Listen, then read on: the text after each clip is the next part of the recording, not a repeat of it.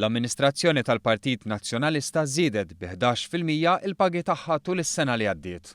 Dan jirriżulta minn analiżi li analisti finanzjarji għamlu tal-kontijiet tal-Partit Nazzjonalista ippreżentata lill-Kummissjoni Elettorali.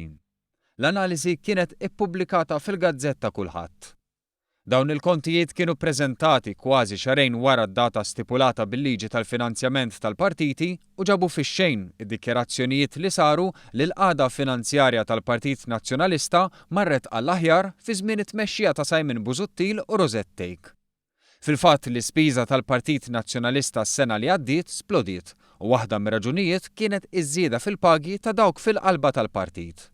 Pagi li ma jinkludux dawk impjegati mal-midja tal-partit fejn hemmhekk is-sitwazzjoni baqgħet waħda ħażina. Ir-riżultati huma xhieda għaliex it-tmexxija ma riditx li l-kontijiet ikunu ippubblikati qabel l-elezzjoni ġenerali. Minn 253,221 euro fl-2015, is-sena li għaddiet il-pagi tal-Amministrazzjoni Ċentrali tal-Partit Nazzjonalista telgħu għal 327,215 euro.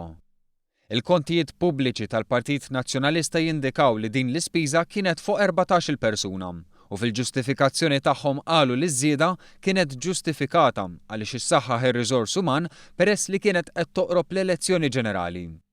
Din iżieda totali ta' 29%. Però meta wieħed jikkunsidra li kien hemm żewġ impjegati iktar mill-2015, l-analiżi li saret mill-Gazzetta Kulħadd turi li ż-żieda kienet ta' medja ta' 11%. Dan ifisser li uffiċjali fil-qalba tal-Partit Nazzjonalista ħadu żieda medja ta' 2,300 euro fis-sena. Naturalment din meta wieħed jaħdem il-medja u mhux esklus li kien hemm minħa żieda u minn ma xejn u li żieda ma kinitx ekwa l kulħadd.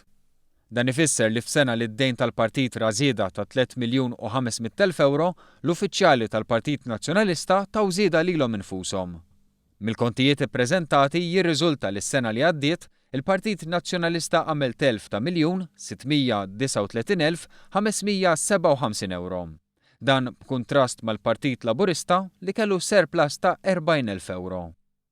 Is-sena li għaddiet il-Partit Nazzjonalista naqqas idħul b'madwar 44,000 euro, meta fl-aħħar 12 xahar daħħal 1,398,852 euro.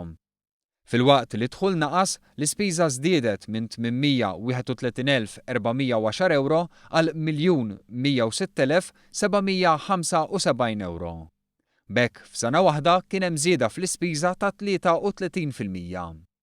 Iżda il-Partit Nazzjonalista kellu jagħmel tajjeb għat-telf ta' 1.9 miljun euro li għamlet il-midja tal-partit u għalhekk meta wieħed jikkunsidra kollox isib li kien hemm telf u mhux qlieħ kif qal Simon Busuttil fl-aħħar jiem.